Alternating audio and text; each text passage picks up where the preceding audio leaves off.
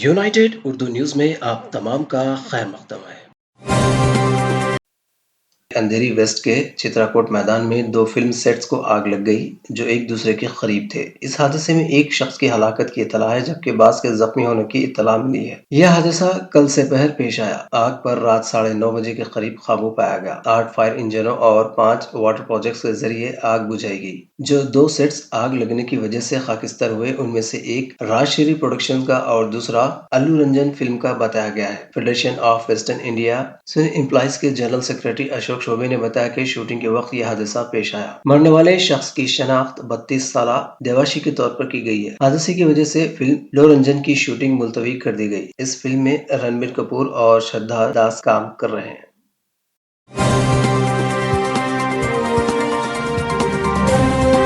हमारी हिम्मत अफजाई के लिए इस चैनल को सब्सक्राइब करिए, वीडियो को लाइक करिए और शेयर करिए।